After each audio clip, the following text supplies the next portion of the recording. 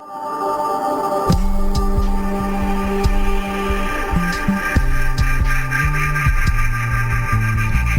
are stories that connect us to ourselves and each other. These stories reveal who we are and show us the many vivid, wild colors of our truth. Welcome to Soul Wanderings, where we raise spiritual awareness and foster connections through these shared stories and personal experiences. And now, exclusively on KGRA Radio, I give you your host for Soul Wanderings Radio. Here's AJ. Hello, happy day, friends.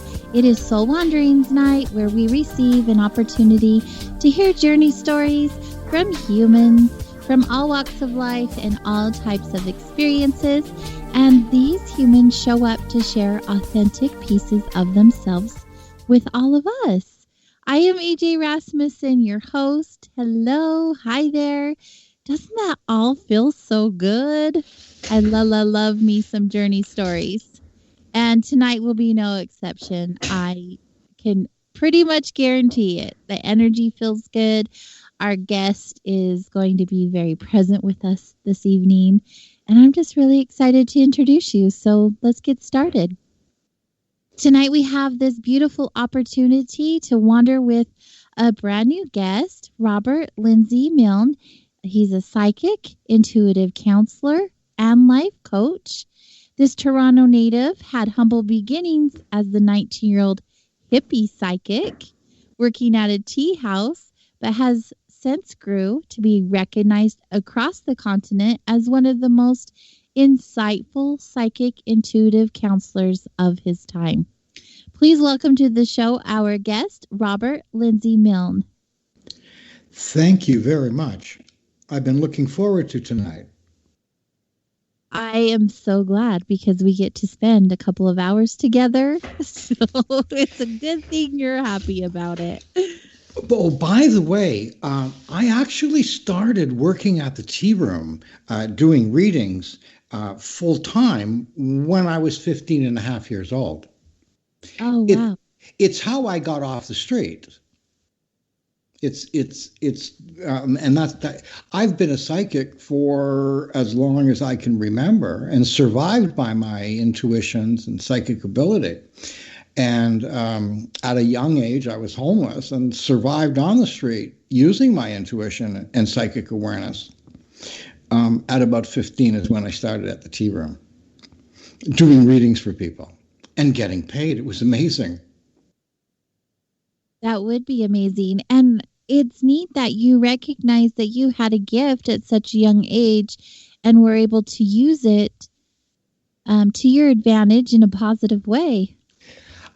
Yes. Well, survival for me was for sure. And also, I found that even as a kid, doing readings for older people, like people in their 20s or even 30s, being able to help them or give them insights was quite a special experience.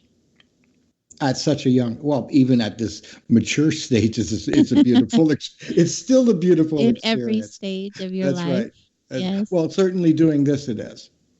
Well, I'd like to go back as far as you're comfortable with and really get to know you on a personal level. Anything you'd like. You've already brought up some of your past and your experience, but do you want to dive a little deeper into that? Oh, sure. I became aware. So as I think back on my life, one of the very first times I can remember about having senses or feelings or psychic senses.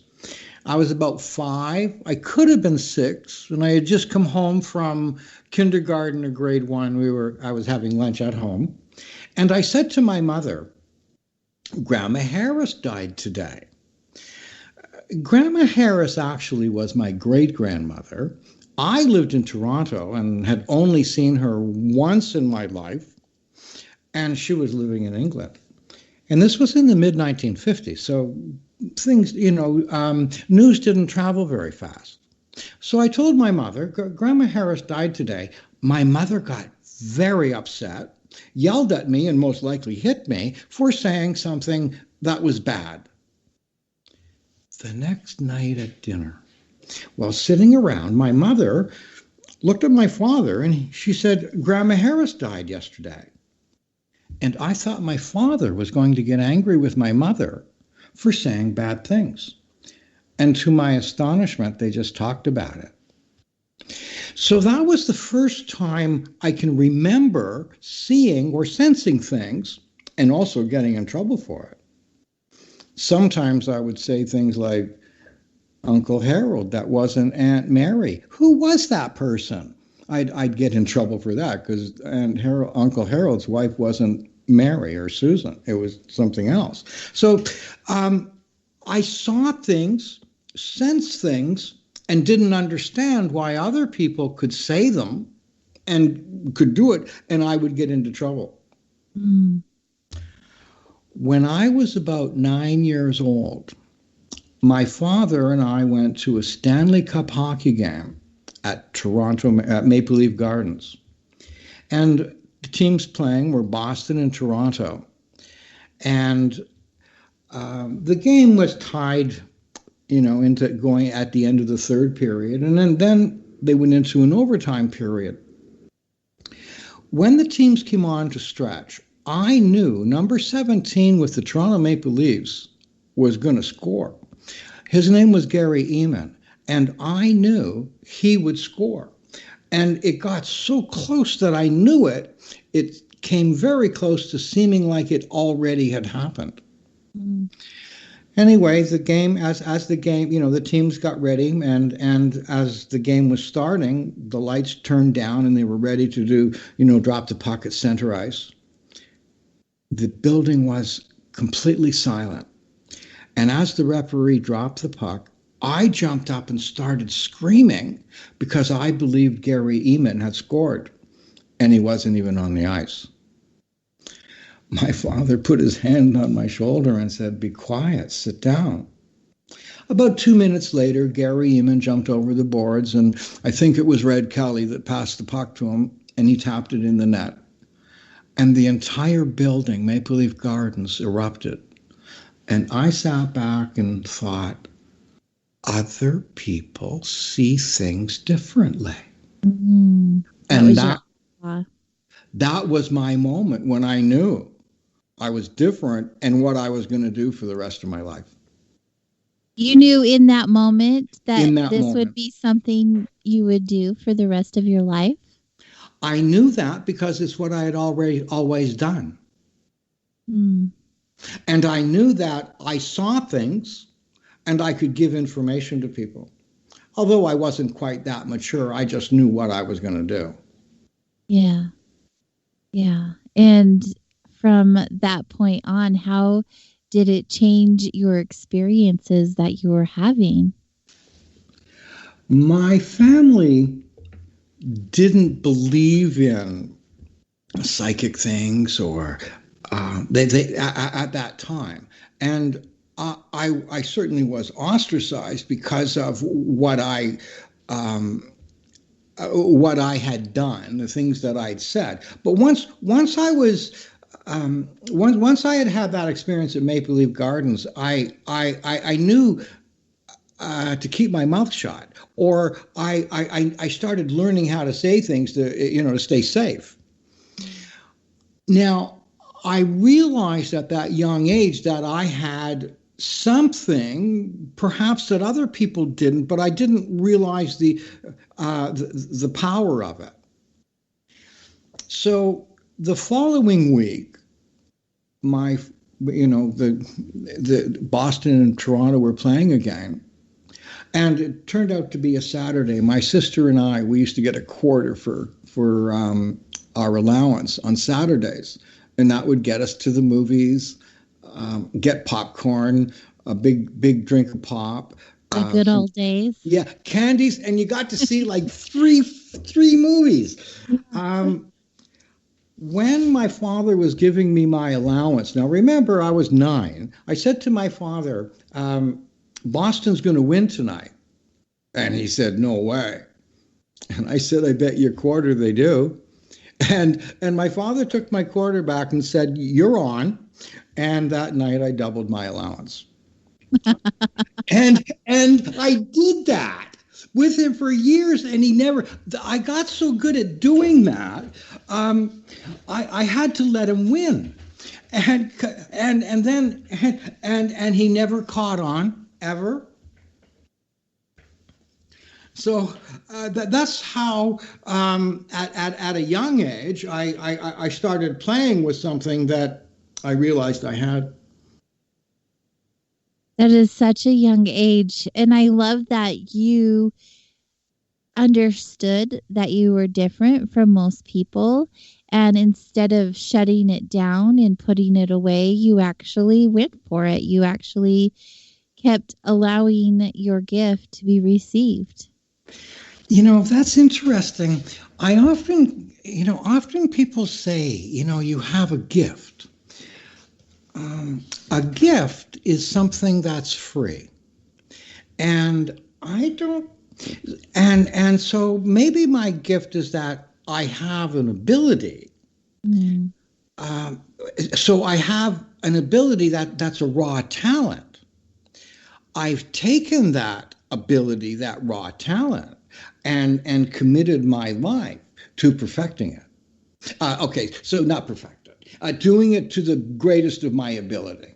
There you go. Because I continued, even at this time in my life. I've been a professional psychic for 56 years next month, and I've done more than 100,000 psychic connections. And I'm still learning, and I'm getting better than I've ever been.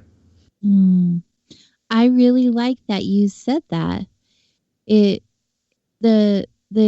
point that you aren't perfect, and even though you have this ability, you still see yourself as learning every moment. That's wonderful. Yeah. I've seen a lot in my life. I've seen a lot in my life. And most things I've seen multiple times. Mm-hmm. Each time I experience something, I learn more from it. Each experience I have in my life teaches me more about me, which has been my quest. Go ahead. Yeah. Can I get back to the gift thing? Yes.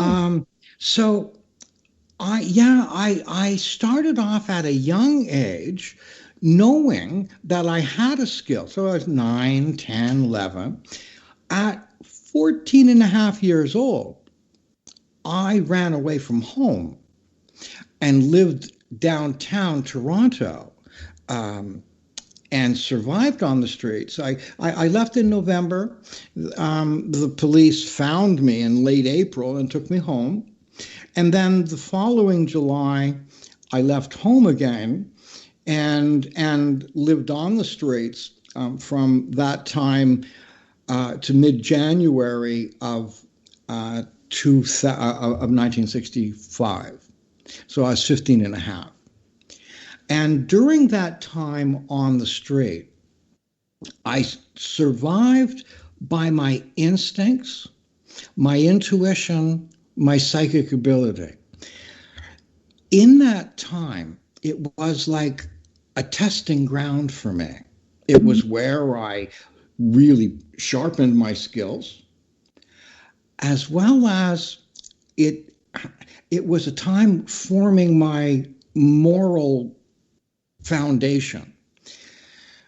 During those times when I had problems, and when children are on the street, they have problems, almost always I was always offered an option of using my instincts and intuition, psychic ability, to solve the problem, or to do an unlawful or immoral, something unlawful or immoral.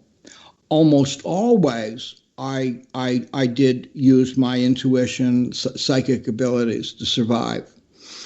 sometimes children in the middle of a snowstorm have to do things that to survive. So I didn't always use my psychic ability. Mm. Robert, do you mind if I ask Please. why you left home at such a young age? I had been severely abused physically, emotionally, and on a few times sexually. So yeah, you decided enough was enough, and you went on your way.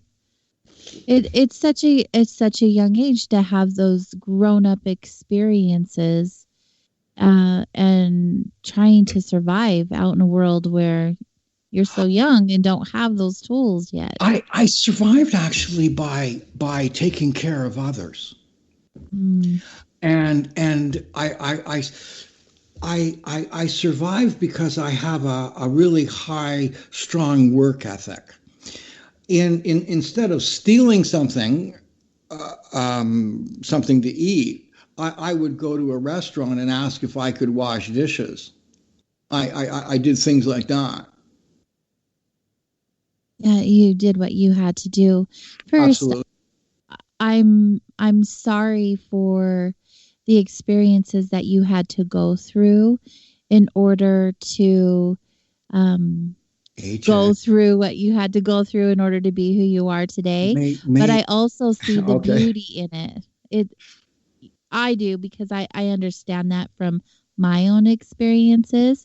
So bringing it up, just having you be vulnerable and authentic and sharing that. Thank you. I appreciate that very much. I wouldn't change that for the world. That experience, well, and many others, has caused me to be the person that I am. Yes. And it was a moral testing ground. Yes. And in many ways, I was taken care of. You know, there were a couple of ladies of the street.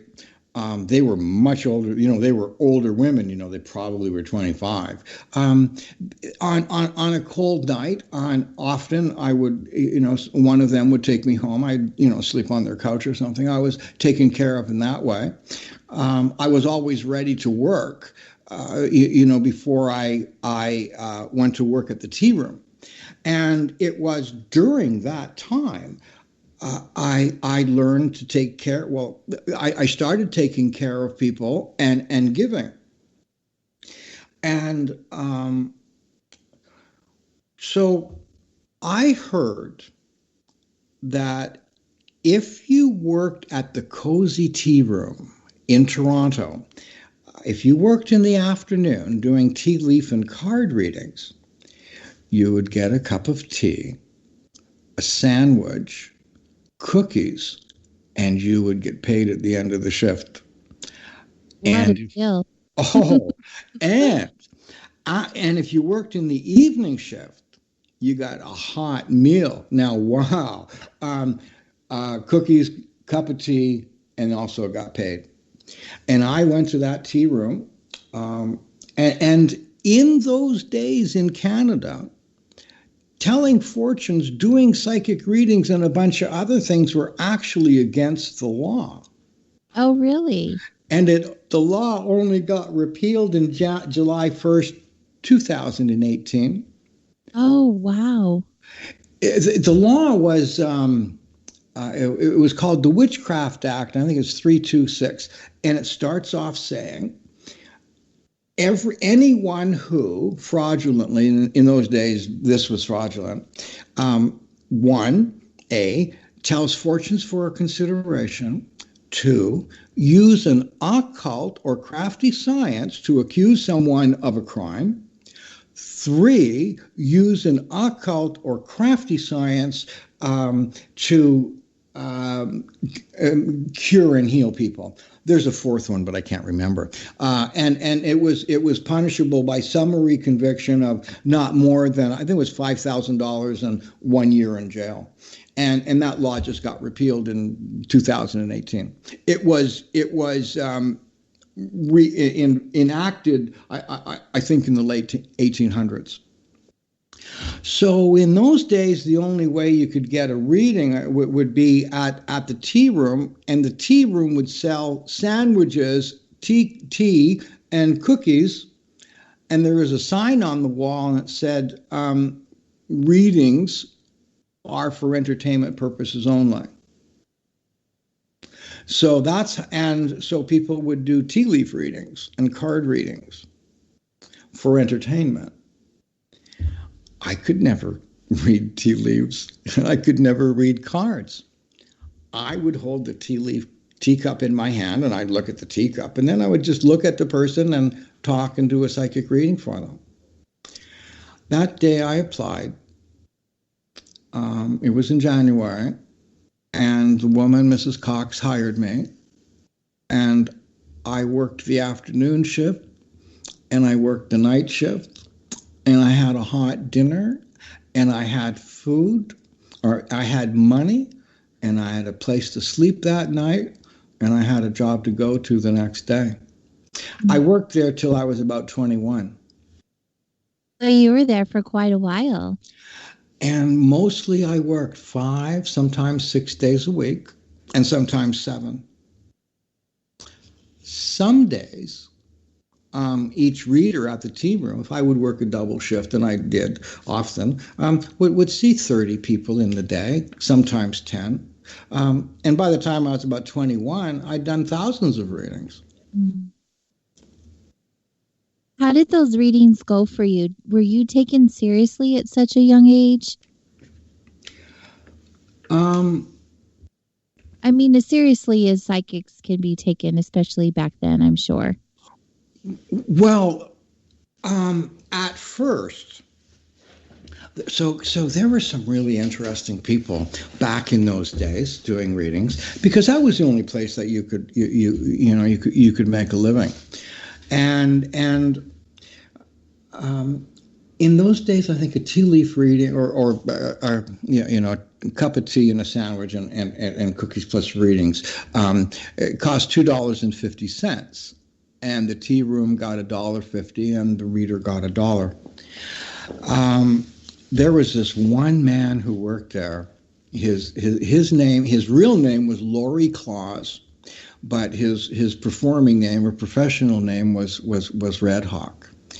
And he was part First Nations, and nobody really knew what the other part was. Red Hawk would, if there was if he was doing a reading for a pretty young woman, he would tell her, he'd ask her what her ethnicity was, and if she were German, he would tell her that he was part First Nations and part German, and if the next young woman were French, he would do the same, only with French. So nobody ever really knew, but he was the star of the era. And the tea room would open, or we'd start doing readings at noon, and they'd open the doors at 11:30. By the time Red Hawk got there, and he would get there at about 11:45, he would be booked up for the entire day. And there would be people lined up. And people like me, started making their living off the readings that Red Hawk didn't do. And so people were either faced with not having a reading or getting a reading from me or someone else. That's how I started getting readings. Mm. Shortly after that, people started coming to me on my own. Word of mouth is a powerful tool. And that's right. And then after about a year, I was one of the maybe 2 years. I was one of their top producers. Never as successful as Red Hawk was at that tea room. Never was. He was. He just was the star of that era. He was a really good guy too. Did you learn anything by working with him? I learned how I didn't want my life to go.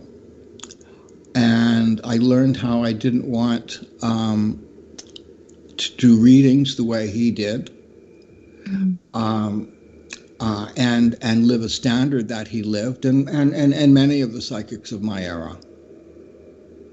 You wanted to be different and stand out in a different way. I wanted we intuitives, we psychics, I wanted us to have a decent life. I wanted us to be respected. I wanted us to be recognized. Mm. In the old days, and I'm from the old days. I was born in in 1949, which is the in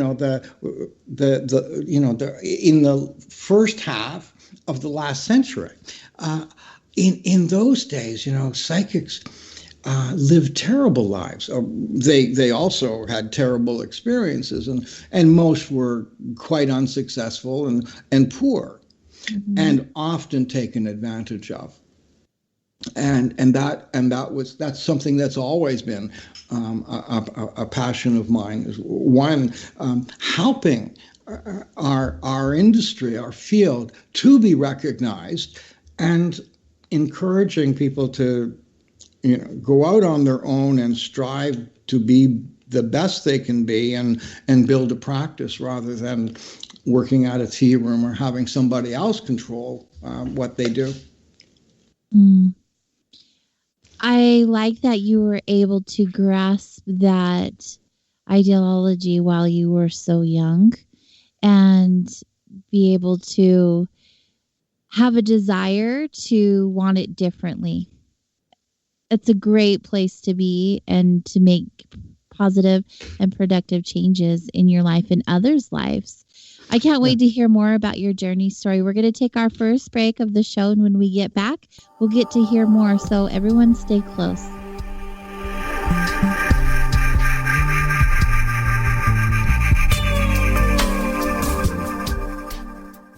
I'm getting older and noticing that my body just doesn't work as well as it used to. So I like to keep fit as possible by hitting the gym a few times a week. Recently, I started having a nagging bicep pain, and it got so bad I couldn't even lift the weights. When I was complaining about it to a friend, he told me about angioprim. He said chelation helps remove toxins, heavy metals, and cholesterol in veins and arteries that may cause blockages. After just 1 week of taking angioprim, the pain was gone, and now I'm back in the gym full strength. Scientific research proves the active ingredient in angioprim has superior oral chelation action that helps promote cardiovascular health. So to learn more, go to angioprim.com. That's ANGIOPRIM.com, or talk to a trained consultant. Call Angioprim toll free at 945-882-7221. You'll feel better with more energy. That's 945-882-7221. Or go to the website angioprim.com. Folks, this is very important information. What's to be said about CBD? AncientLifeOil.com. Our CBD is made from hemp and has 0.003 THC, which means this wonderful product won't get you high, no matter what amount you take. What does CBD do for the body? My hands are tied. But you can Google CBD benefits and be astounded. When you're finished reading, you'll want to log on to AncientLifeOil.com. That's AncientLifeOil.com and purchase. Life is good when you feel good. People are tired of pain. People are asking for non-GMO organic products to help them with, you fill in the blank. Legal in 49 states, and again, our CBD is made from hemp. Ancient Life Oil is about helping people one by one by one. If you wonder how good the product is, the CEO takes it every day without miss. AncientLifeOil.com. That's AncientLifeOil.com. Have a great day. Permanent industrial glue impossible to remove? Not anymore, because Handyman Formula by D-Bond is a patented chemical adhesive remover. It's used in the building and home maintenance industry, but now it's available for your home use, for your DIY projects. Unglue stickers, silicone rubber, labels, price tags, flex tape, weather stripping, carpet glue, wood glue, liquid nails, even 3M 5200. And it dissolves graffiti. Yeah, graffiti. Handyman Formula by D-Bond works, and it's safe to use on most surfaces. No need to call a professional. Don't get out the pliers and blowtorch. Just apply a little Handyman Formula by D-Bond and wait 90 seconds, then quickly and easily pull the items apart. Get unstuck. Visit DBondHandymanFormula.com. That's DBondHandymanFormula.com, or call 561-575-4200. Handyman Formula by D-Bond. You listen to us, and we listen to you. And so does the CIA. KGRAradio.com.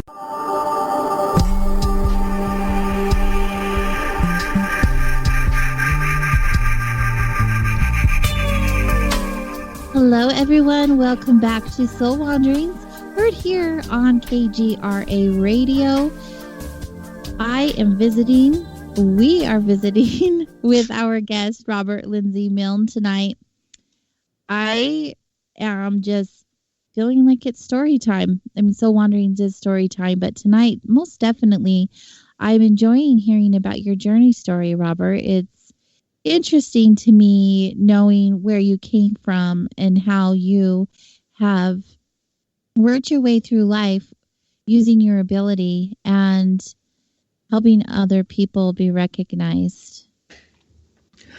It's and also giving service to people kind, and that really is my calling. That is my instinct. I think most people that do our work, we're wired a little differently. Mm-hmm. I think most people that do this, certainly I am, when I see a situation, my first reaction is, what can I do, rather than what can I get? So now that can really go against somebody when you're not thinking about what you can get back, even getting any energy back. I think it's a great place to be. There are so many intuitives and psychics that I have been around, having a spiritual center of my own. And I have observed people who work for themselves, use their abilities for themselves versus as something they can share with others. And I have prided myself in finding the ones who are willing to serve others, because I feel like when you have this given ability, it's exactly what you ought to be doing, is coming from that heart-centered space and a desire to assist your fellow man. I really believe that. I do too. When I had been working in the tea rooms for 5-6 years, and I had, during that time, like from 15 and a half up to 21, the discipline that I learned, and working 5 days a week or 6 days a week. And that man that I talked about, Red Hawk, he would get private parties on Sundays and often ask me if I would like to come along. So I would be working some weeks 7 days in the week. Now I played a lot, and now I wasn't all that spiritual when I was a kid. I was a pretty wild kid, So please don't get misinterpreted here. I wasn't anywhere near walking on water during those days, nor am I now. But I lived a pretty wild, crazy life. I was a street kid working at the tea room. So there was another side of me as well. When I was very young, like 16, I started going to therapy to work on myself, because I believed that I had been injured, and in order to be good at my work, I had to work on me. And since that time, up until now, I've been in some form of therapy or counseling ever since back then. There's been very few times in my life where I haven't been working on those inner needs, inner wounds, things that happen. Because I had that experience of being so badly injured and working so hard on healing them.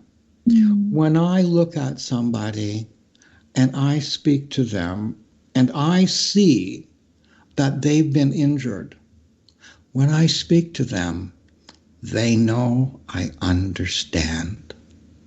Yeah. And when they know I understand, I can help them heal. Mm, that is so beautiful and So, very true. so now, when I was doing the work in the tea room, that's what I did, and then partied. At around 21 or 22, somewhere around there, was another phase in my life where I'd had all this experience. And I was saying, well, do I want to do this, though? I certainly didn't want to do it at a tea room. And I quit working at the tea room. And in those days, I was living at a Fleabag hotel in Toronto. It was called Larry's Hideaway Hotel.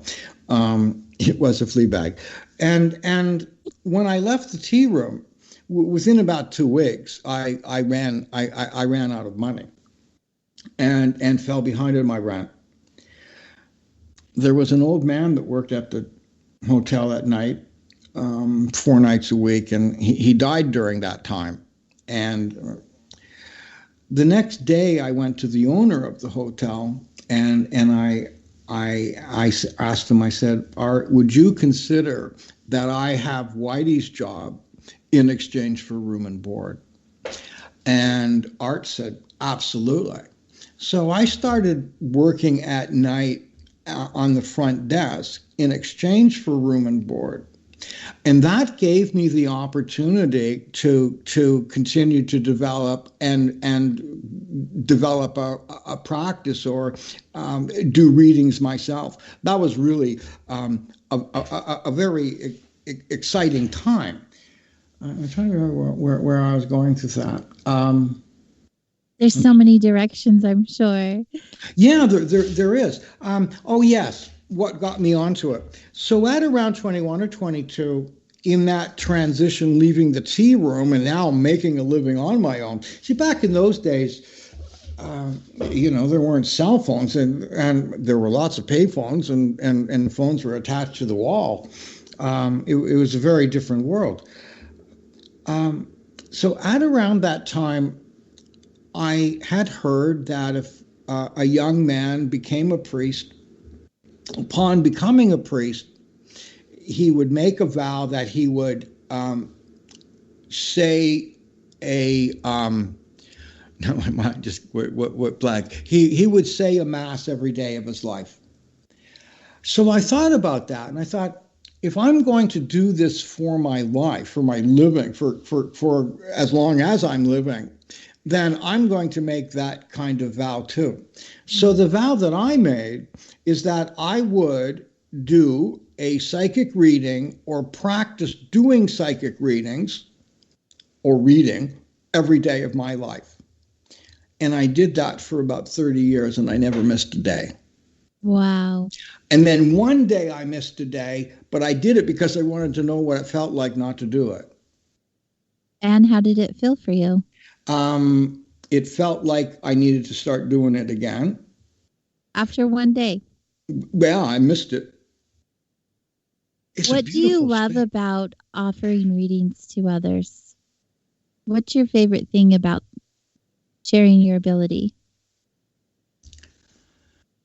People come to me, and most of the 100,000, and I stopped counting, several years ago at the 100,000 mark. You've been reading for quite a long time. Yeah. Now, when I slowed down, which was about 9 years ago, I slowed down to doing 500-600 readings a year. So it's not like I hung up my crystal ball and said, that's over. I'm just going to do it on occasion. I still work every day.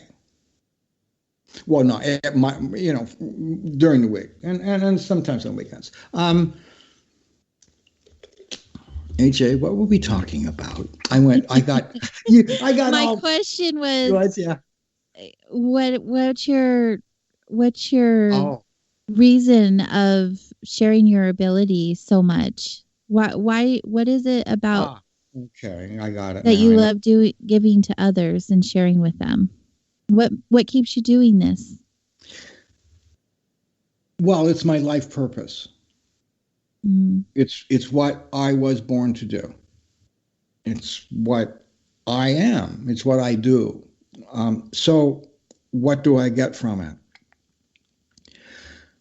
Most of the people, and this is how I got sidetracked, most of the people that I've done readings for, I only see once. And the reason for that, or I've only seen once, and the reason for that is because I traveled in so many countries, so many places. They would only see me when I would be in town or in their country or whatever, or they're part of the country or the part of the continent.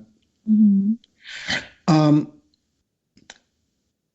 When people come to me, they are often in trouble, in crises, feeling like either their life is over or they're in trouble or I'd like to tell you this story in a different way. Okay, whatever way is best for you. Over my career, or over my lifetime, I've never had a specific teacher, but I've had many, many teachers. Mm-hmm. I've always been looked after and cared for. If I got into trouble, there was this woman, and her name was Elizabeth Tessier, and she was a brilliant astrologer, and she had the Institute of Astrological Study in Toronto. She's dead a long time ago. She died. She watched over me. She saw my astrological chart when I was in my early 20s. And she told me that my chart, the way it was, I'm not an astrologer, so I don't know that much about it. She told me that my chart was one of what was the only chart that she had seen with as many psychic aspects to it, and that really the only thing that I really would do in my life would be doing this. And she often looked after me when I got into trouble. Or there was one period, maybe I was 25 or 26, and I really thought the world was over. I thought that I was done. I thought my life was finished. I just could not see any brightness. It was just and I was feeling devastated. Even worse than when I ran away from home. When I ran away from home was not exactly fun. Like a kid doesn't run out into a snowstorm and sleep in an alleyway if things are halfway decent at home.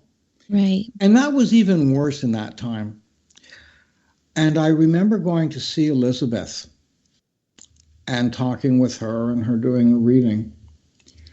And I get very emotional when I talk about this. When I left, I had this feeling. I knew I was going to be okay. Mm.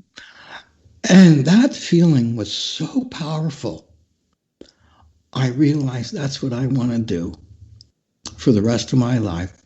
And now people come to me and their faces are tense and their eyes are staring and stressed out and their hearts are beating fast. And when they leave, they feel safe and loved and powerful. And it is such a beautiful thing. And that's why I do it. That is an incredible answer, and I can feel that energy all the way over here when you share that. And I'm sure everyone else is feeling that from you as well. What a beautiful experience, many experiences that you're able to have. Oh, you have? Oh, yeah, well, we've had a few other ones too, I believe it.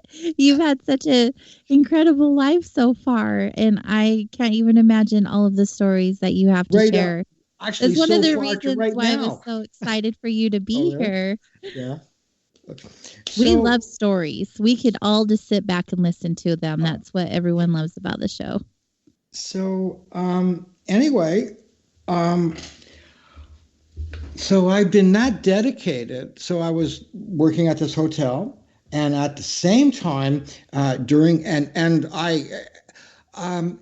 people that now this hotel had three different types of clients. They had people that lived there and paid a weekly rate, and they were usually single working men. And then there were the so that was the regular residents, the weekly residents, and then there were the ones where a prostitute and her boyfriend would live in and pay every day, and then there would be the prostitute's clients that would stay there for an hour or two, and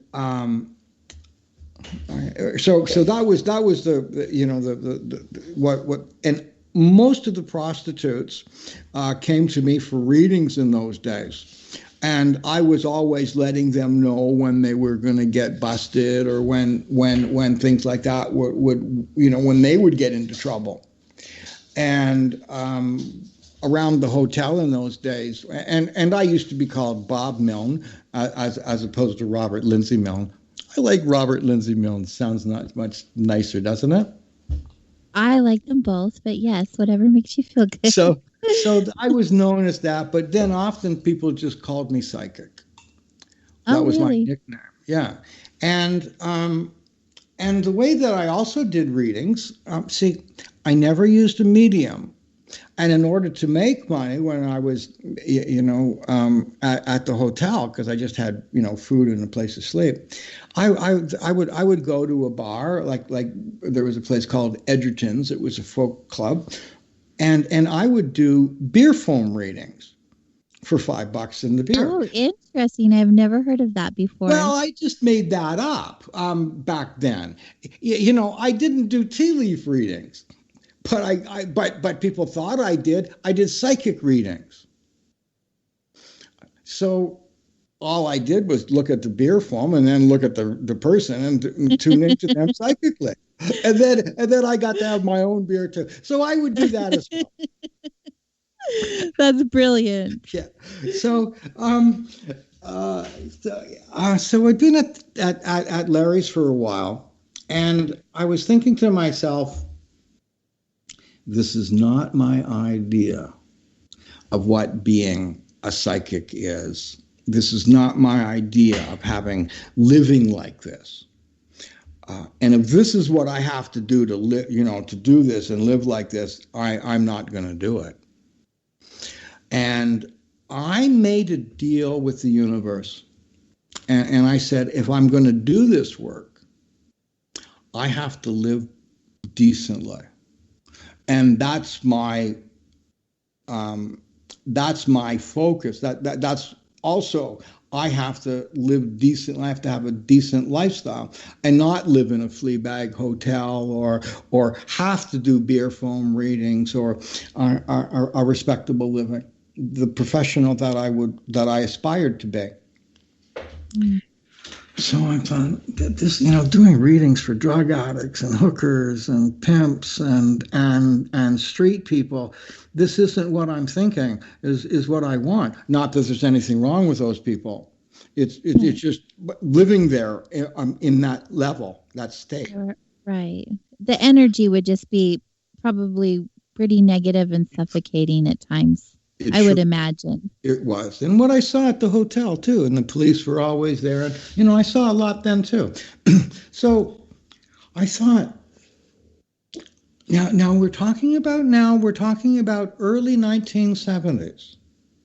And I said to myself, if it's possible for me to do a reading for somebody, could I do a reading for somebody on the telephone? It was unheard of. And I thought, I wonder if I could do that. So I would start to call friends, and I would practice doing telephone readings with them. And then I would get my friends to tell their friends, give me their numbers, and I would phone their friends and practice doing psychic readings on the phone.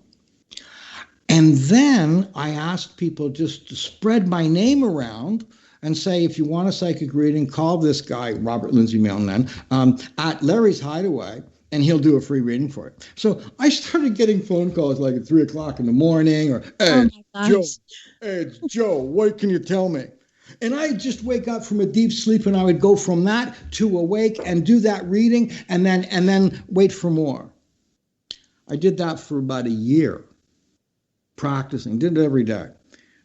And then I thought, how am I going to get paid? Mm-hmm. Because credit cards in those days were not ubiquitous. Very few people had them. And no bank was going to let me, by the way, I have a designation, I'm functionally illiterate. I didn't learn to read and write like letters and books until I was in my late teens, 18, 19. And during my time at Larry's Hideaway was when I learned actually to read books on my own. But that's another story. So I then started thinking, and so nobody was going to give an illiterate kid, psychic, a reader, a fortune teller, let me have credit card privileges being a merchant. And doing a reading for somebody on the phone, they'll say, oh yeah, well, I'll send you a check. How often do you think that would work out? Right. So then I thought, I wonder if I can do readings on the telephone. Could I do readings on the telephone, on the radio? And I thought, I wonder how I could do that. And a friend of mine lived in a little city north of Toronto. It was called Aurelia. And there is a radio station there, CJOR. And I phoned the radio station, and I spoke to the program director, who, by the way, was the morning man and talk show host all together. And his name is Rusty Draper, and he's still alive. And I told him what I do. And, I was a little over the top. And he said, if you can do what you say you can do, you're on my show tomorrow morning at 5 after 9. And if you can't do what you say, you're off my show at 20 after 9. Other than that, come on up. And I didn't have any money. And Aurelia is about 100 miles away, north of Toronto. And so I hitchhiked up to Aurelia. Oh, one other thing. The radio show was being broadcast from the Howard Johnson's Hotel in town because to promote the restaurant. And so that night I hitchhiked up to Aurelia, and I slept in the park, and I swam in the lake that was my shower, and then I made it to the hotel, Howard Johnson's, and they weren't going to let me in because I guess I looked a little scruffy, and I told them that I was Robert Lindsay Milne and I was here for the show, and I went into the dining room, and there was nobody there except for the technicians, and then Rusty showed up, and they were there. They had me. Sorry, they were broadcasting from there to bring people into the hotel because they weren't doing very well, and they wanted people to, locals to come in and have lunch or breakfast or whatever. So I went on the air with Rusty at 5 after 9, and he asked me a couple of questions, and I said some things to him, and he went pale. I even remember some of the things that I said to him. Anyway, he got really freaked out, and he said, you either know somebody who knows me or you're really legitimate. And then we took a couple of phone calls. And the way I do phone calls back then and now, and throughout my career, is that when we do phone calls, people phone in, tell me their first name, where they're calling from, have a question written down, but don't ask it. And I just simply start talking to the person and telling them what comes out. That's how. So that's what I was doing. Really neat. Within about 20 minutes, there were people coming into the restaurant because they've never seen or heard anything like this before. And then by like about 9:45, the whole restaurant was full. and people were drinking coffee and buying stuff.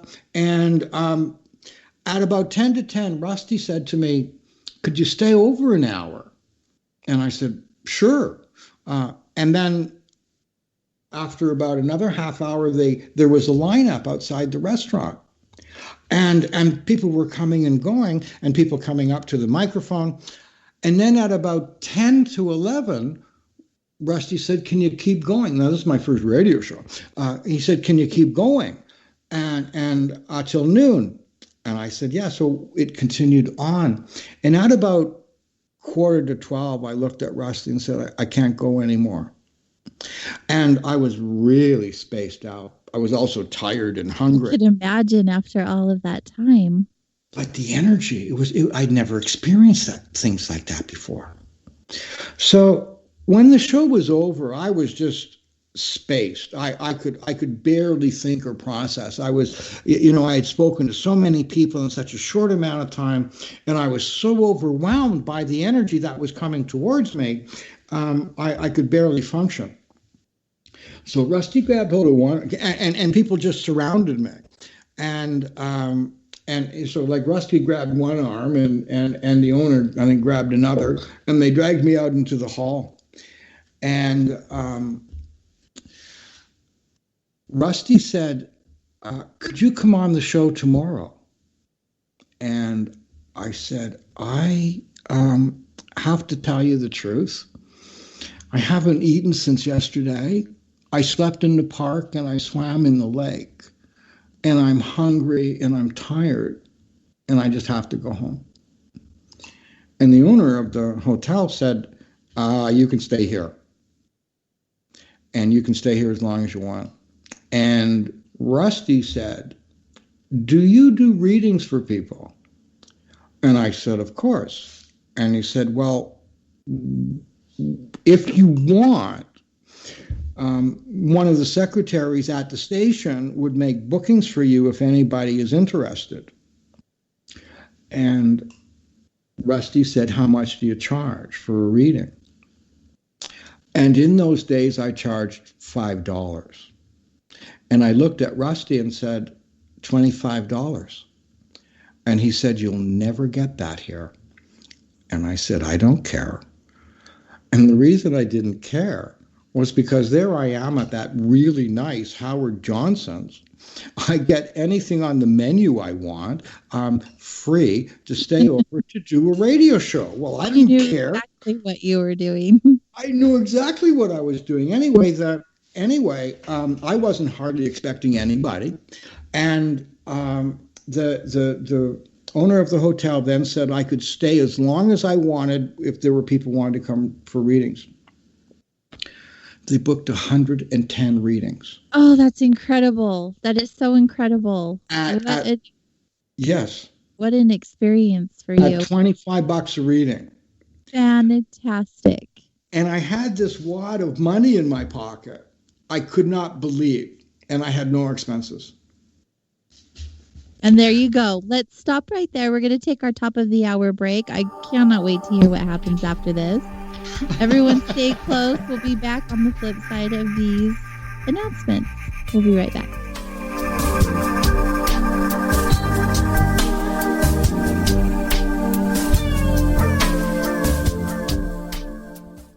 Hi, folks.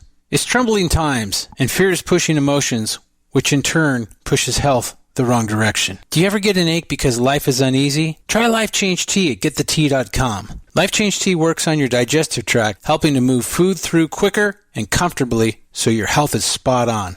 Life Change Tea may not help with world issues, but it will help with your digestive issues.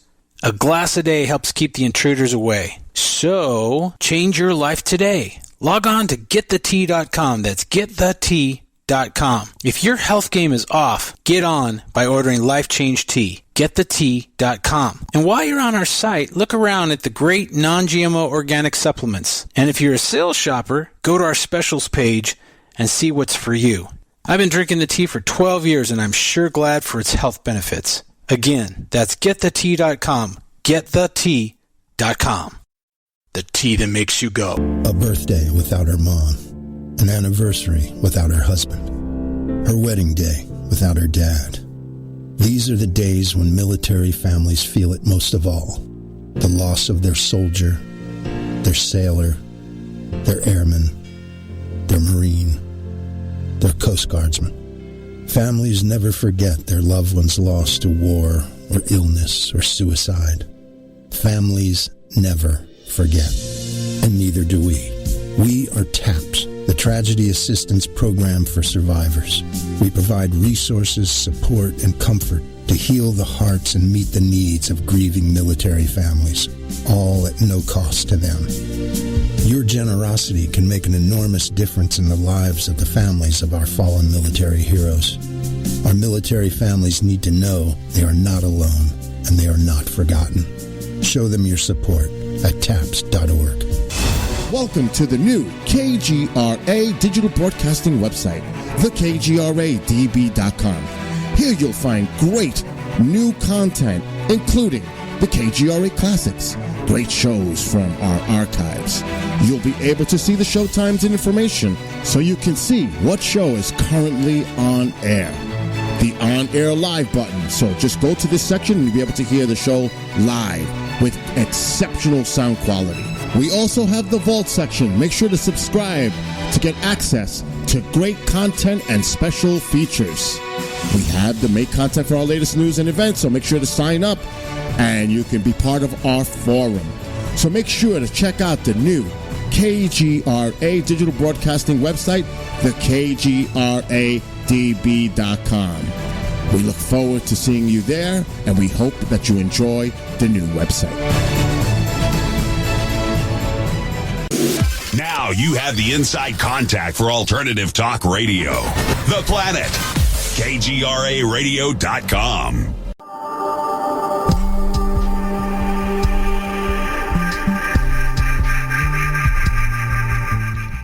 Hello, you are listening to Soul Wanderings on KGRA Digital Broadcasting, Salt Lake City, Utah, Hudson Valley, New York, and I invite you all to visit our new website, www.kgradb.com.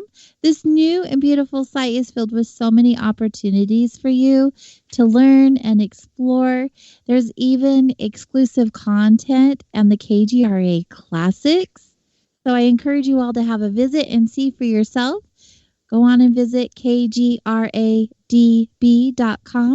And also, while you're there, there's a button to click on the chat room. If you have questions for our guests this evening, that's where you'll want to go.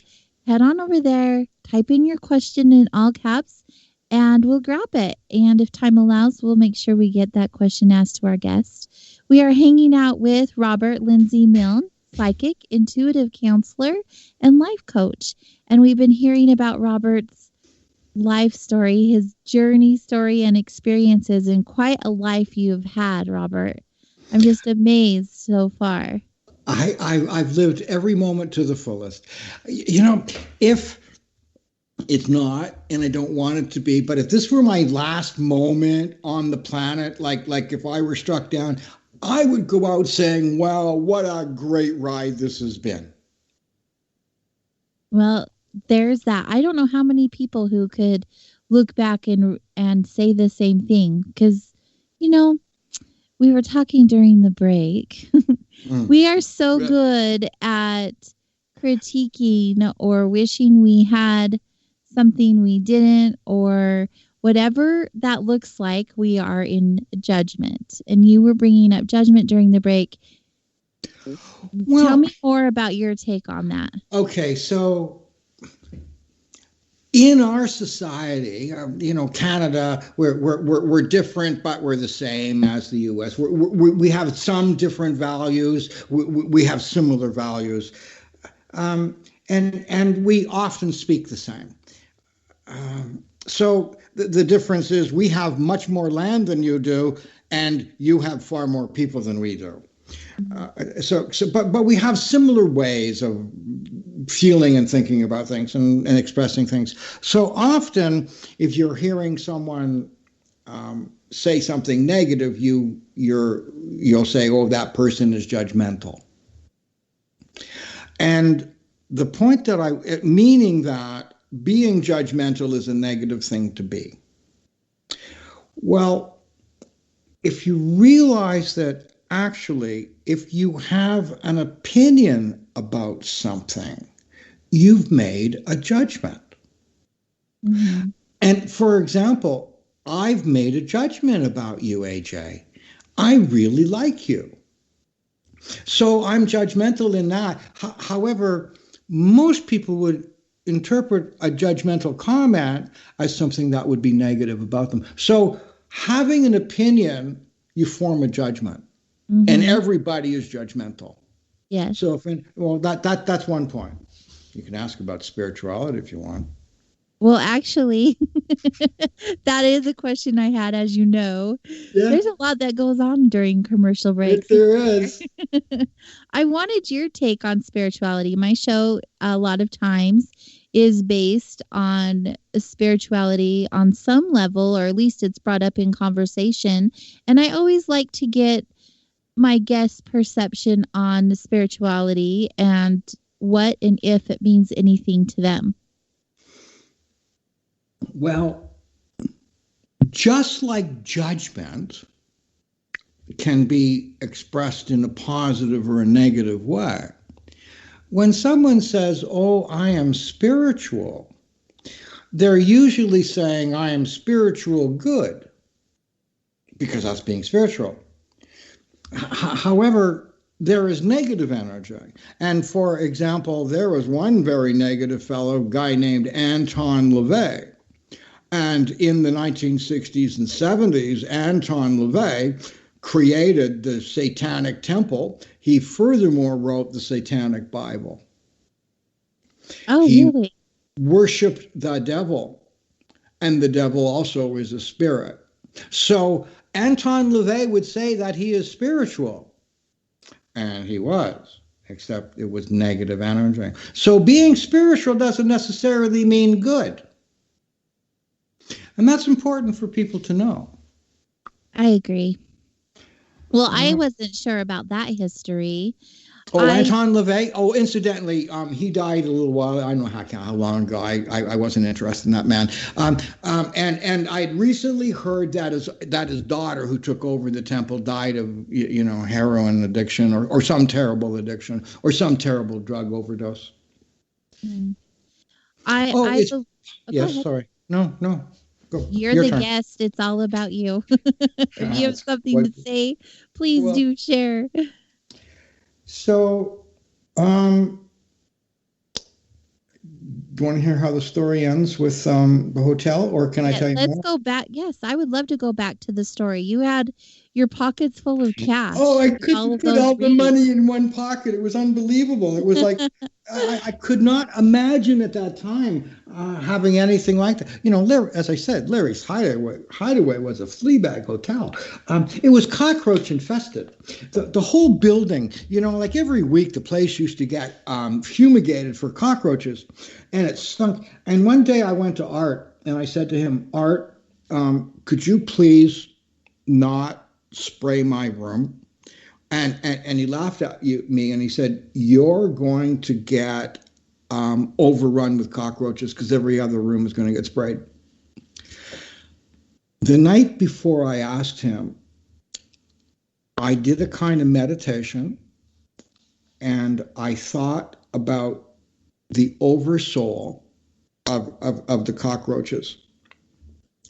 And I said that I would not kill them, but they have to stay away from me.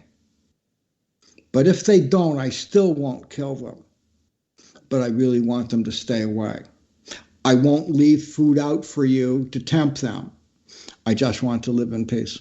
I had the odd one, but I didn't kill it. And I was the only one in the place that wasn't overrun by cockroaches.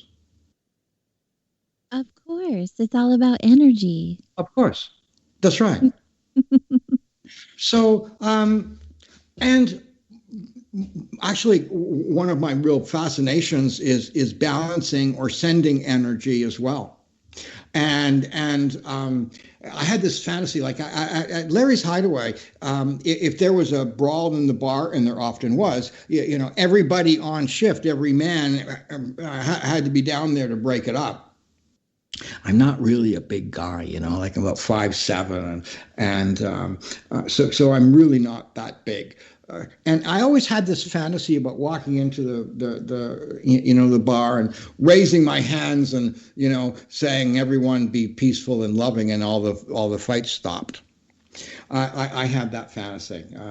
That would be a really cool thing to do. It was kind of like an ego trip.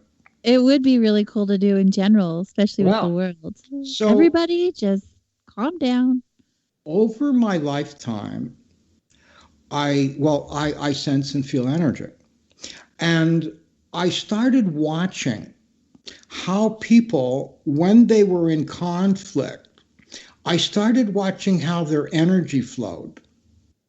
And I started watching, just without an opinion, just watching and feeling what would cause it to stop, what would cause it to change, what would happen when one person would hit the other, or vice versa, or when. And I just started, and in order to do that, you have to stand beside people to watch, right, or sense it. Mm-hmm. And over my lifetime, I've been working on that, and learning to interfere or break things by manipulating the energy. A couple of years ago, the best that I've ever done. By the way, this isn't a miracle. So, because a miracle is only a miracle when you don't know how to do it. So, one Saturday, I decided that I was going to go to a certain grocery store. I wanted a coconut, a fresh coconut, because I was going to make a coconut cream pie. So I had to have fresh coconut. And I walk up to this store, and there's a group of boys, 15, 18, and there's about 15 to 20 of them. And they're in a group outside the grocery store, and they were chanting. And they were not happy chants. And they were working themselves up. And I started to watch them. I thought, what are these guys doing? And I was curious. I just wanted to know, what are they doing? Because I love to watch people. That's my love, one of my loves. So I moved out of the way, and I noticed that they were making gestures towards a wall. And then I looked at the wall, and I saw that there was a dog tied to a bicycle rack. And they were focusing on that dog. And that dog was really afraid. And I watched these kids for a moment or two. By the way, I'm an animal person. Mm-hmm. And currently I live with 3 dogs. At any point in time, I could have 4 cats and 3 dogs. And, and if I could have 12 and still live in my house, I would. 12 of any of them. So I watched these kids, and I took a breath, and I walked right into the middle of the group. And I just stood there, and I had no feelings. And I kind of looked around, and then I made eye contact with the leader, or seemed to be, and he said, "Is that your dog?" And I said, "No, but we're friends."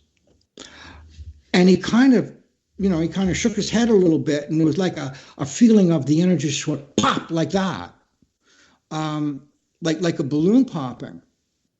And I kind of looked at him, and then I walked away, and I walked over to the dog, and I just stood beside the dog, and he was really happy to see me. And I just patted his hand.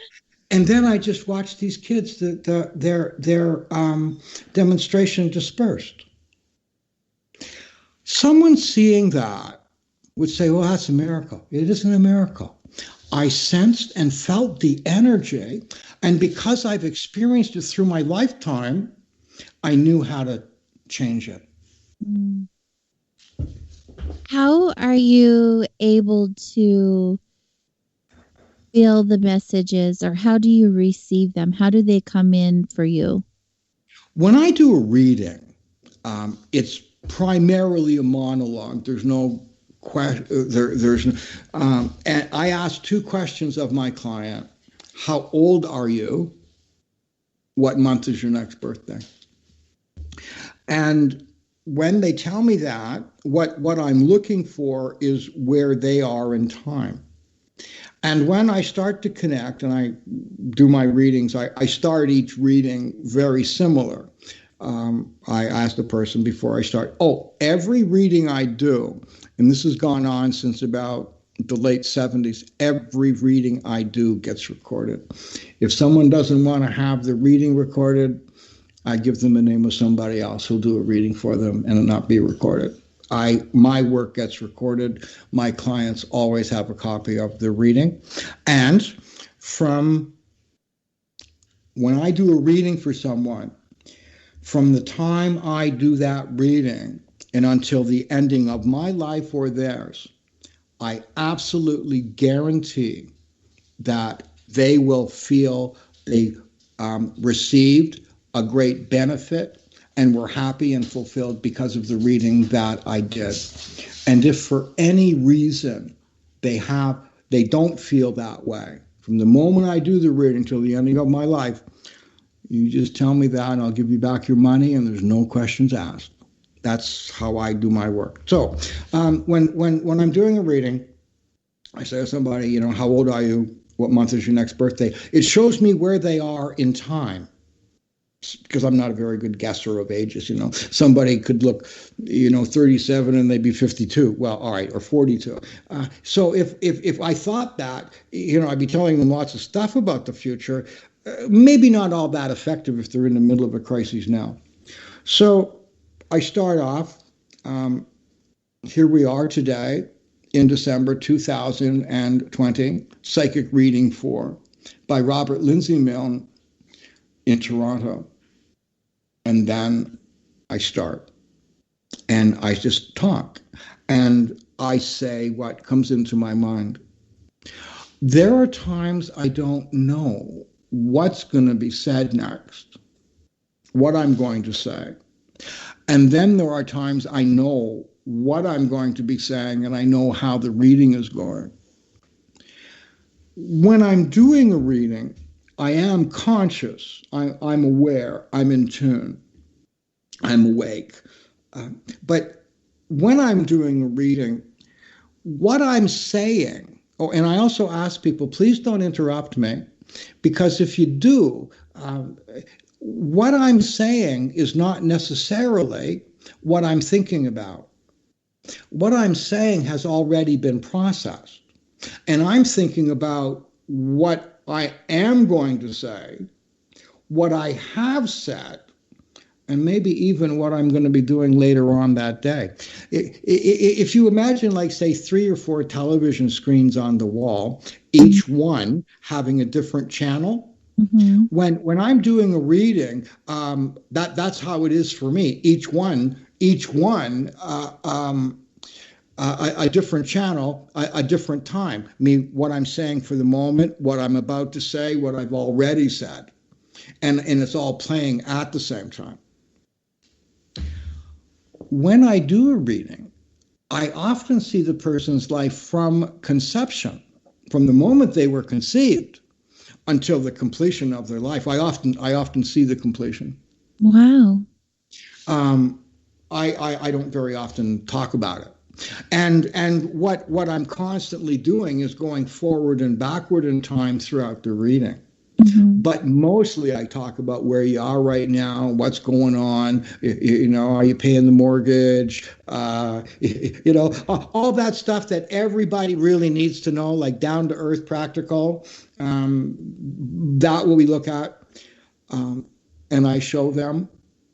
Oh, the other thing that I do, and I don't know anybody who does this, and I've only been doing this over the last 7-8 years, maybe 9. What I do when I'm doing a reading and someone's like really in a crisis, what I do is I look at the length of their life. I tell them about it. And I say, I look into the future, let's say 85.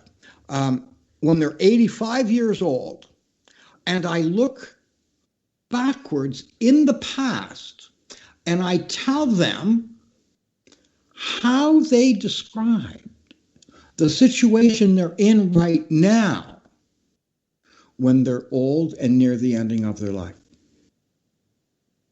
Wow. And do you know what happens? Powerful. What happens? They know they survived. And then all of a sudden, instead of saying, oh, I don't know what I'm going to do, it's, oh, I must be doing something because I survived this. I don't tell people things that aren't real.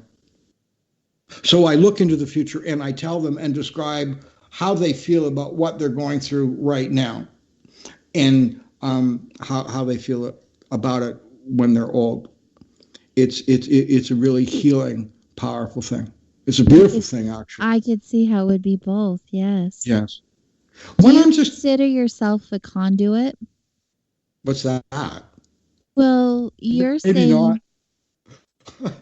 Well, I understand you have the title of psychic, but the way you're explaining how you gather information is you are not necessarily trying, and correct me if I'm wrong, but you're not necessarily trying to. No, AJ, it's okay. Tell me, please.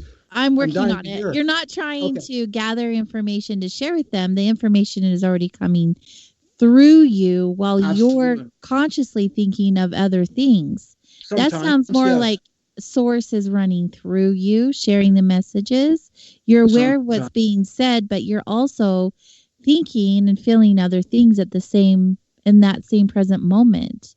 That's interesting. I can do that. Yes. Well, I'm seeing time.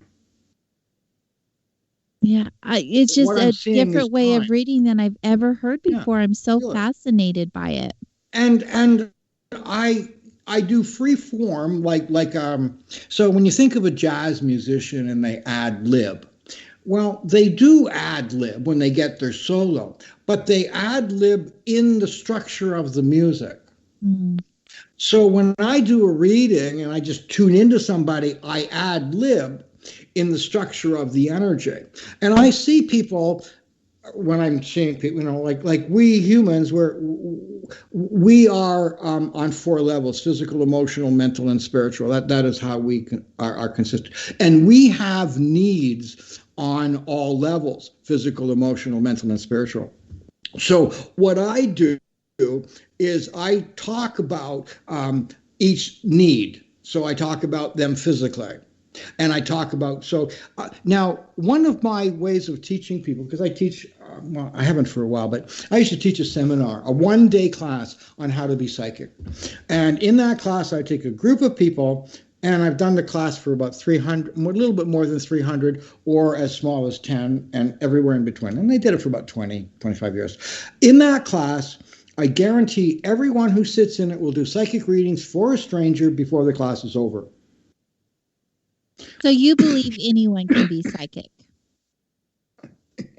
Everyone can be, of course.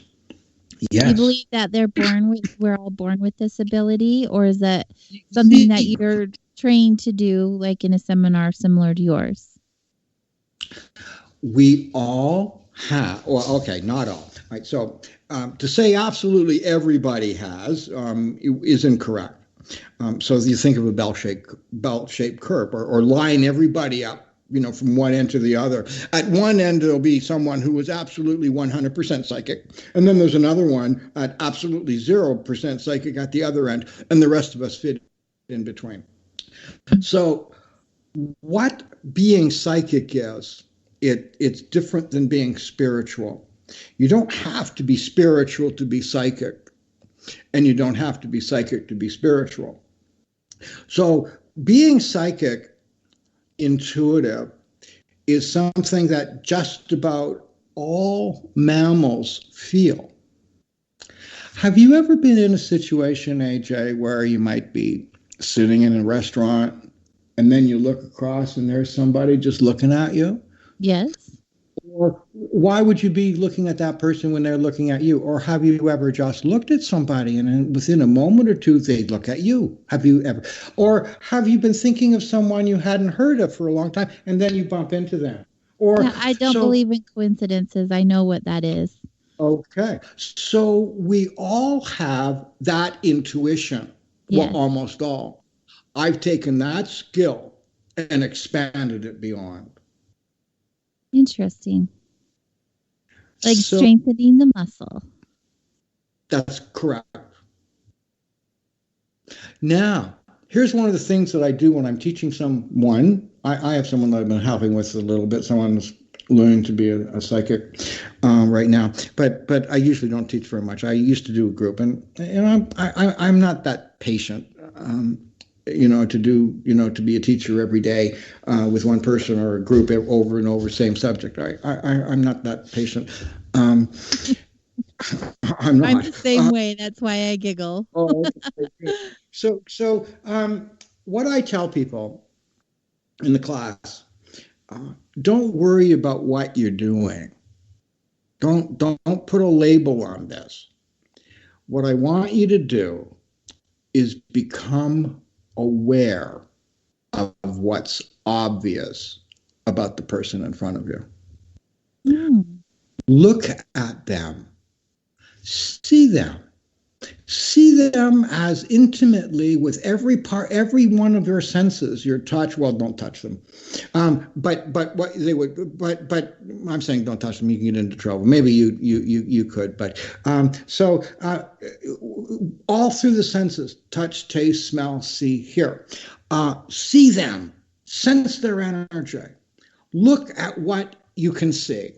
Look at the kind of shoes. Look at the dress or the slacks or the jeans or the shirt.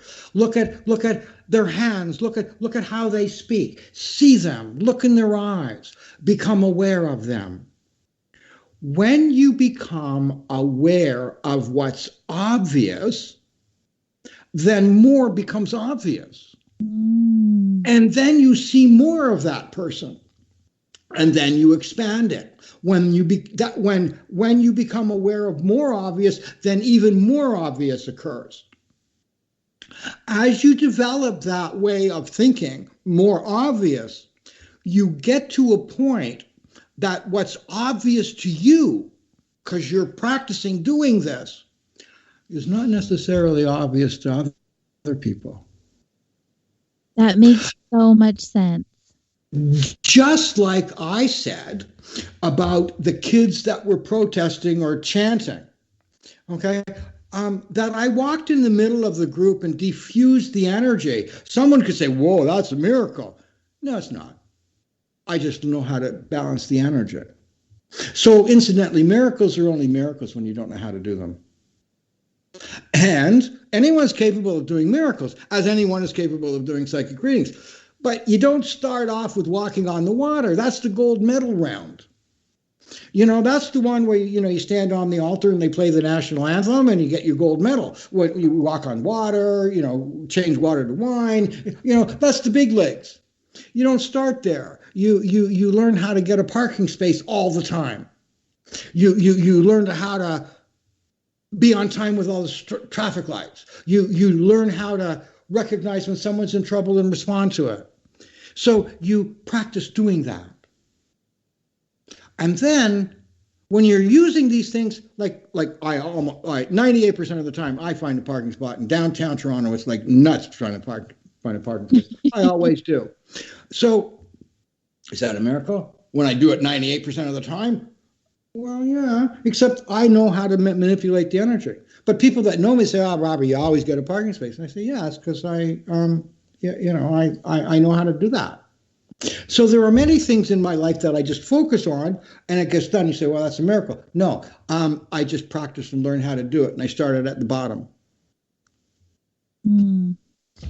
I like those points of view that you share with us. It's so different than, I've interviewed several psychics. I'm around them. It's nothing new to me. However, the way that you explain your abilities and your experiences, really, when I say it's like no one else, it really truly is. I've never heard of anyone do the things that you do, the way you do them. Really? Oh, wow. Thank you. Really neat. I have so many questions from the chat room, and I want to make sure my listeners have the opportunity. Okay. So if you don't mind. Please throw them out. I love this. Okay. So we have a few. Here's one. What has been your most awakening reading? Oh. Come to mind? I know you've done so many. Awakening reading, like in I don't know the details. That was just awakening, like in question. I personally become awakened, or okay, I would imagine so. or something that I've done has awoken the person. I would imagine it would be for you. Okay. Well, the way that it's asked. Okay. Well, my experience when I'm doing readings is a shared experience with the person in front of me. So it's a dual thing. I am an empath. I feel. I know where people are at. So this is one that stands out. Years ago, many years ago, or 10 or something, this young woman came to me for a reading, and her concern was about getting pregnant. She was married and she couldn't get pregnant. A few years before, she was pregnant and she had an abortion. And she believed that she didn't get pregnant because God was punishing her for killing her baby. That was her punishment. I said to her, I am so sorry that you had your abortion. And then I said, because if you would have waited another week or two, you would have had a natural, you would have had a miscarriage. And all you did was speed up the inevitable.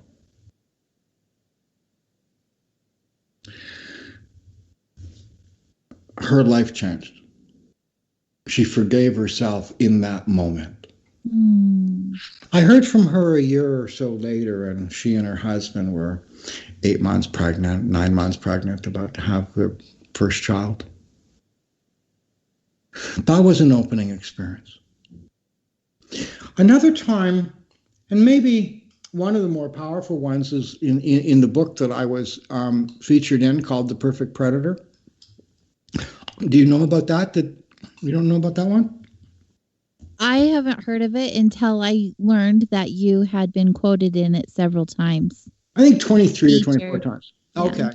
So the book called The Perfect Predator is a true story about a man who gets the most deadly super virus on the planet that's 100% antibiotic resistant. That means when you get it, you die. And his wife, they've been my clients, and he had that superbug, and I helped his wife, who happens to be a prominent epidemiologist. I helped her find the cure to an uncurable disease, and his life was saved during that time when he was and he was treated with a treatment that had been discovered by the author Stephanie. I worked on that project and I helped her find it and a bunch of other things. But I'm not the star of the book. There's a lot of other people that did a greater job. But my job was tuning into Tom when he was in a coma, and he was in a coma for months.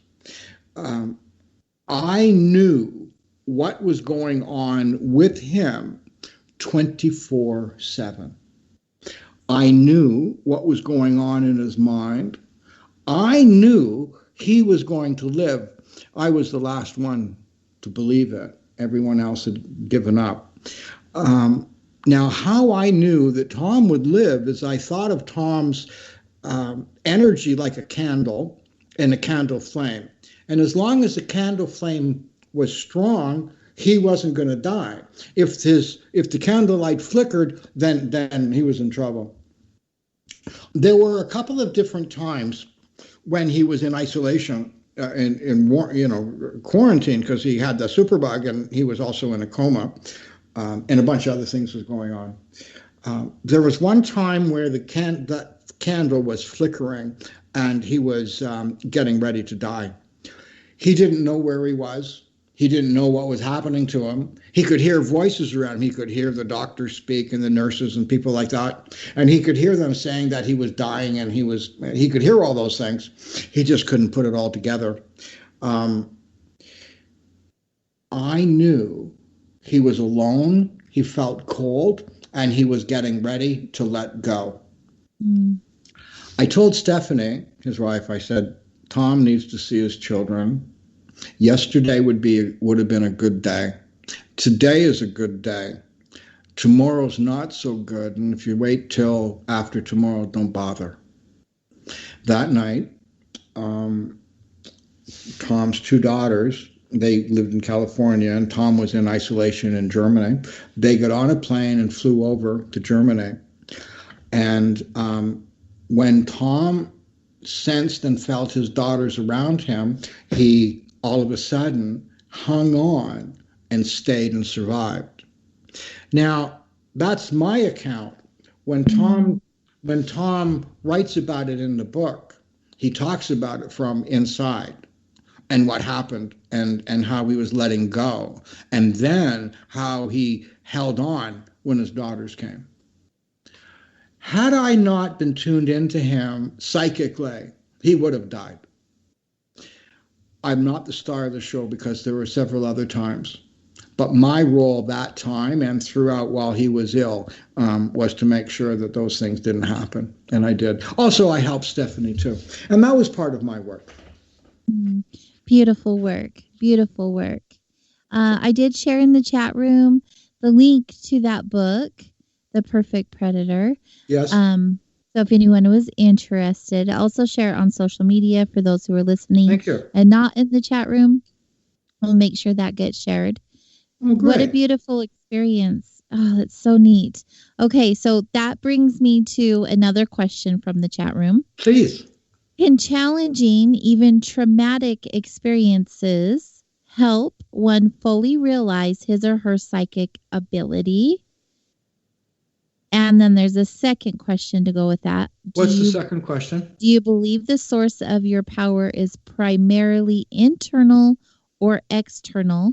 And if external, who are the communicating agents? Oh, wow. So now, the first questions to warm up. You know, let's get them relaxed, and then we're going to throw the bomb. Wow. Okay. They're fully in your journey story, Robert. They're really enjoying it. So okay. So I'm just all right. Tell me the first question again. Tell me that one. Okay. So the first question: can challenging, even traumatic experiences help one fully realize his or her psychic ability? Okay.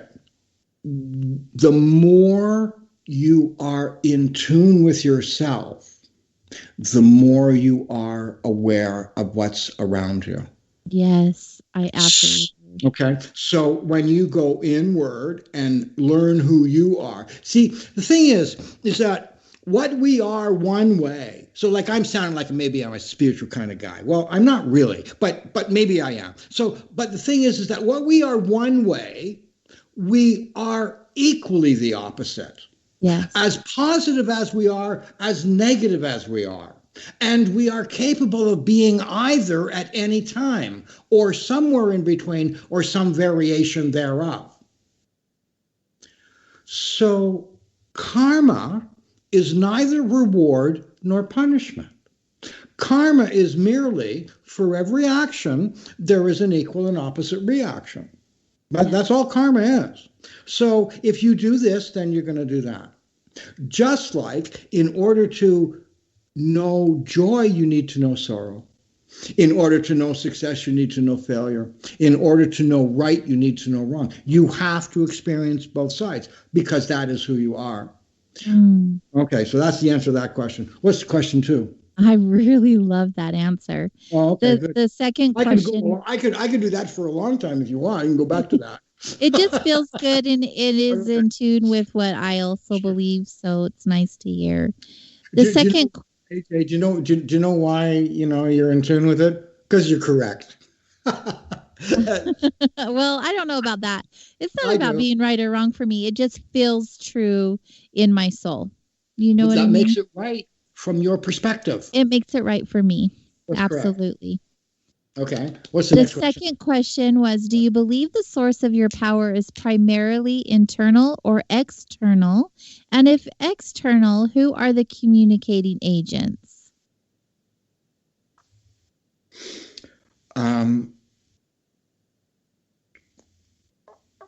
There was a time years ago, I didn't believe in God.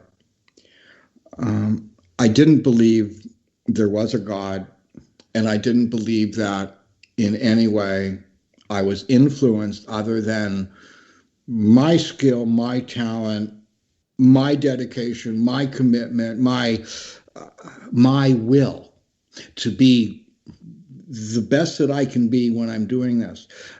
It was me, no one else, and nothing, me. The reason for that, though, was the consequences of accepting that it wasn't me, and that people that do things like me are often said they're doing God's work. A couple of thousand years ago, the name for my job was prophet. And while I loved the title, the thought of being that was horrifying, and that I was nowhere worthy of such a label.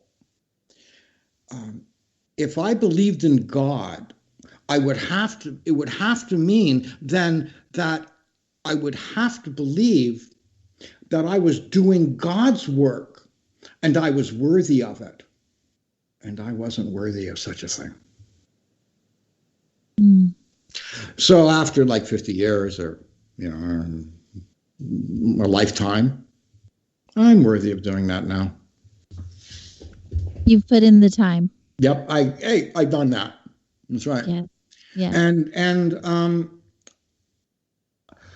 if you look at my Facebook page, if you listen to how I'm speaking now, if you ever know anybody that got a reading from me, the things I do, people get healed, whether it be emotional or spiritual or physical. Well, not so much physical, because I don't heal the sick and make the cripple walk. But on physical levels, on mental, emotional, spiritual, I help people heal. To me, that's positive. Absolutely. Absolutely. And there's another question in the chat room asking you about some of the things that you have done. And you did bring up the story about the gentleman in a coma and the book that you were able to share in. But what other things have you done to help others? Have you helped like missing persons reports? Have you, like, what has that been like? On a couple of different occasions. Well, yes, indeed. And I just have to tell people that I have done this on many different occasions throughout my career. I don't like doing that. What is the reason for that? Because most of the time when people come to a psychic with a lost person, Mm-hmm. most of the time people come there at their last hope. Yeah. And usually the person is dead that they're looking for. Mm-hmm. I don't have what it takes to look into the eyes of a mother and tell her child is dead. I'm sorry, I can't do it. I just cannot do that. It would destroy me doing that over and over and over again. Or what would happen is I would turn into somebody cold and detached and distant. I would rather not be that person. Mm-hmm. I can respect that. However, there have been times where I've been involved more than I wanted to be. And if I do, there's an agreement. Nobody knows a psychic is involved. Nobody. It's kept quiet, including the family. If the police come to me, and they're given the information, and nobody knows I did it. So that's good. I really like that too, because if you by chance didn't have the answer, you're not giving them false hope only to disappoint them. Well, that's correct. Yeah. I could see how that would be like an emotional toll on both ends. There was a time. I'll tell you exactly when it was. It was January 2003. 2003. I had a contract with South African Broadcasting, and I did 3 tours. I did a tour every year for 3 years. I toured through all the radio and TV shows, and then doing live performances, psychic performances for them. And anyway, I did it for about 3 years. The first time I went there, I appeared on in the media there. The first time I went there, I appeared on a show called The Felicia Show. It was a TV show. And Felicia was the African equivalent to Oprah. Like, this woman was famous, powerful, rich, very influential. And she had a live audience, and they were going to bring people up to me. And before the show, I said to her, there's pretty much, you can pretty much do anything or say anything. You're not going to throw me off. However, I have one rule: no blood and guts and gore. So I'm not going to glorify someone's pain, someone's hurt, something that's been terrible in their life. Not me. Other than that, we'll do anything. So anyway, I'm having a great show, and people are coming up, and I'm saying all kinds of great things. And then, there's 2 microphones on either side of the room, and I look over and I see this one coming up to the microphone, and I look at Felicia just before a commercial break, and I said to her, "You see that woman walking up to the microphone there over my shoulder?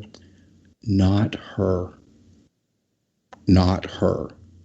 And she said, "Okay." And I got up and got off the set, and I walked backstage because I was thirsty. I wanted a drink of water, and I needed. I was really getting overloaded by all the people in the audience, and I needed a bit of a break. So I went out, got a break, and came back in. And guess what? There's the woman that I said, not her, standing at the microphone, and the director's, counting down, and then, you see the 5, 4, 3, 2, right? And now Felicia goes straight to that woman. Oh, no. This woman said to me, about 4 or 5 days ago, my 11-year-old daughter went out, and we haven't seen her since. Live television. And I looked at this woman, and I saw what happened to her daughter. And it was horrible. And I looked at her, and there was nothing that could make me tell her what had happened to her child. Now, when you're working with energy, it flows through you. Good. However, that energy that's flowing through you is not yours. And when it's flowing through you, you got to get it out of you, or it's going to affect you, hurt you. If you ever saw the movie The Green Mile, where that big giant, John Coffey, the yes. big gentle giant, you saw how he would put his hands on somebody and draw the energy into his body and then out of his mouth? Such a great movie, yes. Okay, well, that's the way how some healers work. Mm-hmm. So it's okay to do that, but the rule is get that energy out of you. Yes. I had that energy of that child being chopped up in pieces. I saw that, and I held that in me, and I couldn't get rid. I couldn't get rid of it. I chose not to, and I held it in. By the end of the show, I was so weak. My friends had to help me.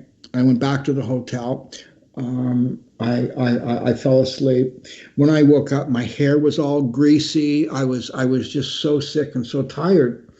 I was off from the tour for like 2 weeks. I finished the tour and I crawled home, and I didn't work for several months after that. And I wasn't quite right.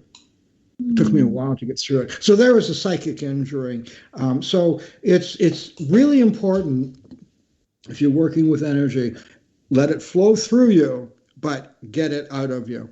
Yes, I agree with that. Great advice.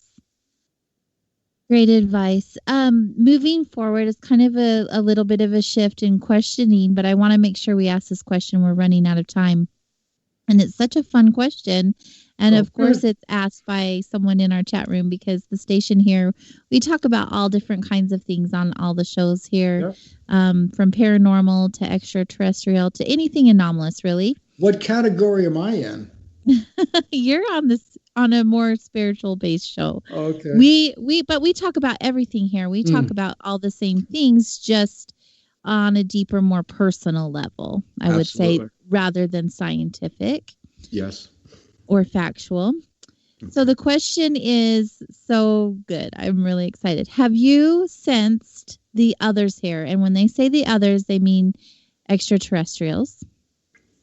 And if you do, will there be a time when they openly interact with humans?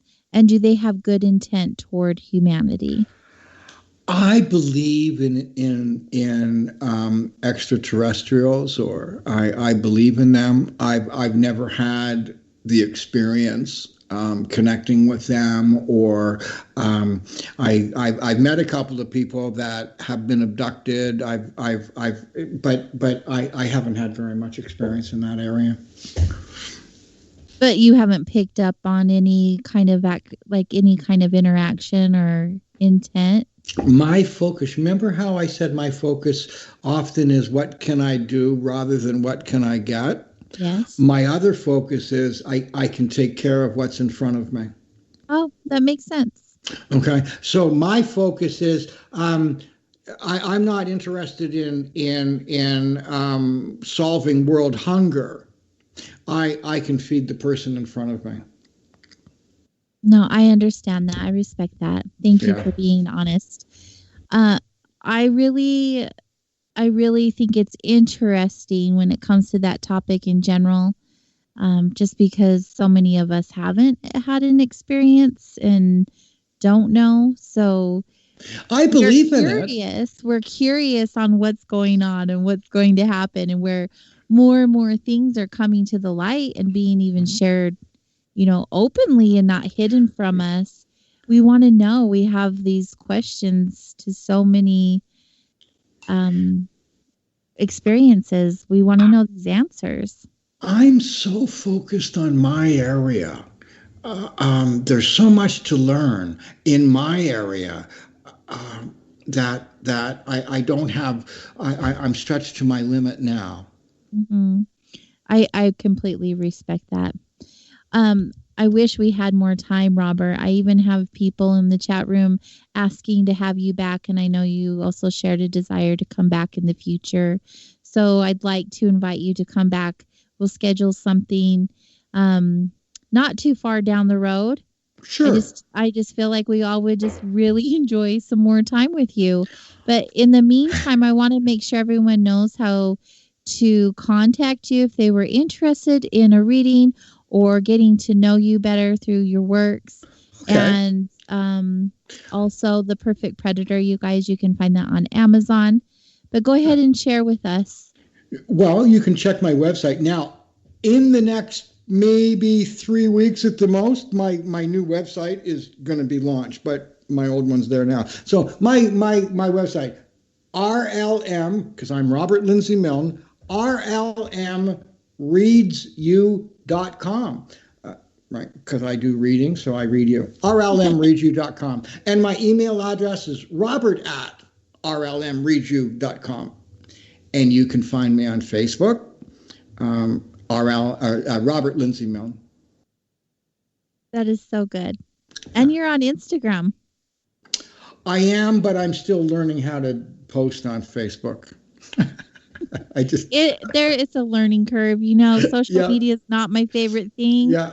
But, it is a tool, and it is a very beneficial tool sometimes. So, go ahead, dear. Oh, I was just going to say, I about 8-9 years ago, I stopped doing shows. I got burned out. And like I said, I just decided I was going to be an old, plain old psychic for a while. And then The Perfect Predator came out, and I went on a couple of shows, and I have it again. It's fun to do. So now I do about 4 shows a month. It's great to be alive again, thriving. And it's so good. And I'm so happy that you decided to share your time with us. Thank you. Truly and genuinely. It has been so neat getting to learn about you and your history and your passion in assisting others. Can I have 15 seconds? You got it. There is a young woman that I've been working with, and her name is Antonetta. And Antonetta has 4-stage cancer, and she is the bravest, most beautiful woman I have ever known, and she is so special. And all of your listeners, I would ask you, please send your energy and your love to Antonetta. She needs it. She deserves it. You can count me in. We'll definitely do that. Thank you. That's what this show is about. We're all here to help and support each other and share our experiences. So I can speak for everyone in the chat room, how present and open they are. They'll definitely be keeping her in their thoughts and prayers. Thank you very much for sharing that. Thank you. Well, everyone, it's been another beautiful experience here, hasn't it? What a great guest. Soul Wanderings can be found on all of your favorite social media platforms. Please go and like and subscribe and share. We really could use the support in getting everyone, as many people as possible, to know about the show, because we do this. We get to hear others' journey stories, and it empowers us, and it teaches us, and it helps us in our growth, and it's just really neat. I really appreciate all of you. Thanks for all the interaction in the chat room, and I hope you all have a beautiful night. Good night, Wanderers.